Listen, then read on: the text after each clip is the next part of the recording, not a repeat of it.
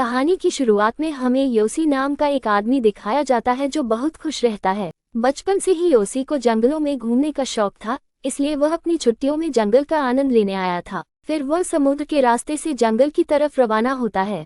जब वे सब जा रहे होते हैं तो अचानक एक आदमी आता है और आवाज लगाकर कहता है, मेरे लिए रुक जाओ। योसी उसे देखता है और बूट पहनने वाले से रुकने को कहता है। उस आदमी का नाम मार्कस होता है, जो खुद भी जंगल घूमने और छुट्टियां मनाने आया था। वे दोनों हाथ मिलाते हैं और बातें करने लगते हैं। मार्कस बताता है कि वह छुट्टियां मनाने आया है और योसी भी बताता है कि वह भी जंगल घूमने आया है। इसके बाद वे सभी एक शहर में एक दिन के लिए रुकते हैं। उस शहर में उनकी मुलाकात कार्ल नाम के एक आदमी से होती है, जो फोटोग्राफर है और जंगल घूमने आया था। कार्ल मार्कस का दोस्त होता है। दोनों बहुत खुश होते हैं और मार्कस कार्ल को योसी से मिलवाता है। कार्ल और योसी दोस्त बन जाते हैं और बातें करने लगते हैं। बातों के दौरान अगला दृश्य दिखाया जाता है जिसमें एक आदमी बाहर बैठा होता है और योसी को घूमते हुए देखता है। वह उसके पास जाकर उससे बात करता है। उसका नाम जैक होता है। जैक बताता है कि वह जंगल के बारे में सब जानता है और अगर योसी जंगल घूमने आया है तो उसे साथ ले चलें।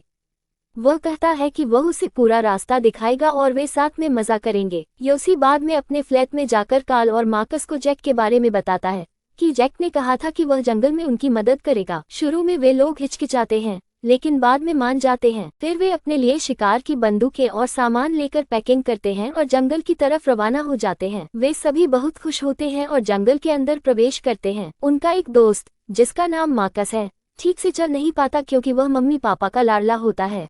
उसके बाद हमें रात का सीन दिखाया जाता है जिसमें ये सब लोग खाना खा रहे होते हैं। खाना खाने के बाद ये लोग सो जाते हैं, लेकिन मार्कस रोने लगता है क्योंकि लोग उसे कहते हैं कि तुम चल नहीं सकती, तुम जंगल में क्यों आए हो।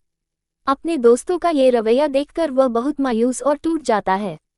इसके बाद अगला सीन दिखाया जाता है जहां ये लोग सोचते हैं कि अगर मार्कस चल नहीं सकता तो क्या करें। फिर ये सब मिलकर लकड़ी की एक कश्ती बनाते हैं और उसी में सफर करने लगते हैं।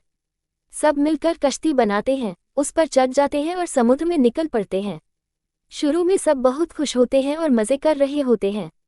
तभी अचानक मार्कस को देखकर कोई पूछता है कि तुम परेशान क्यों हो। ऐसा लगता है कि मार्कस के चेहरे पर कुछ छिपा दर्द है। वह काफी बेचैन नजर आता है। उसी समय समुद्र का पानी अचानक तेज हो जाता है और लहरें ऊंची उठने लगती हैं। सब डर जाते हैं और कश्ती को संभालने की कोशिश करते हैं। लहरों से जूझते हुए वे किसी तरह किनारे तक पहुंच जाते हैं। किनारे पर पहुंचने के बाद सबके बीच झगड़ा हो जाता है क्योंकि बाकी लोग मार्कस को दोष देते हैं, कहते हैं कि उसकी वजह से सबको परेशानी हुई और सफर खराब हो गया। फिर वे यह फैसला करते हैं कि अब मार्कस को अपने साथ नहीं रखेंगे। इसके बाद बाकी लोग उसी लकड़ी की कश्ती में आगे बढ़ जाते हैं। अचानक समुद्र का पानी फिर से तेज हो जाता है, लहरें उठने लगती है और कश्ती पलट जाती है। सब लोग खुद को बचाने की कोशिश करते हैं लेकिन पानी बहुत तेज होता है और वे चट्टानों से टकरा जाते हैं। कार्ल उस वक्त अपनी साथी को कहता है, तुम यहीं रुको, मैं आता हूँ। लड़की किसी तरह बच जाती है, लेकिन कार्ल को तेज लहरें बहा ले जाती हैं। वह डूबने लगता है, फिर दूर तक बहता चला जाता है। पानी में वह चिल्लाता है, लूसी, तुम कहाँ हो? लेकिन लूसी उसकी आवाज नहीं सुन पाती। तभी उसका सिर एक पत्थर से टकराता है और वह बेहोश हो जाता है। कुछ देर बाद वह किसी तरह खुद को संभालता है और मुश्किल से अपनी जान बचा पाता है। जैसे ही युवक खुद को बचाता है, वह बहुत परेशान और डरा हुआ होता है। उसे समझ नहीं आ रहा होता कि अब उसे क्या करना चाहिए। उसके दोस्त काफी पीछे रह गए थे और उसे ये भी नहीं पता था कि किस दिशा में जाना है और जंगल से कैसे निकलना है। जंगल बहुत बड़ा और भयानक था, यहाँ हर तरफ डर ही नजर आता था, पर उसे समझ नहीं आ रहा था कि क्या करे। कुछ देर बाद वह झल्लाकर एक जगह बैठकर सो जाता है और आसमान की ओर देखने लगता है। जैसे ही उसकी नींद गहरी होती है, उसकी आंख खुलती है और उसे समंदर की किसी चीज की आवाज सुनाई देती है। वह डर कर भागता है और सामने जैसे ही पानी दिखता है, तेज लहरें उसे बाहर की ओर खींचने लगती हैं। किसी तरह वह पानी से बाहर निकलता है। बाहर आने पर वह अपना बैग खोलता है और उसमें से एक छोटी सी किताब निकालता है, जो उसके पिता ने उसे दी थी और कहा था, ये तुम्हारे काम आएगी, इसे हमेशा संभाल कर रखना।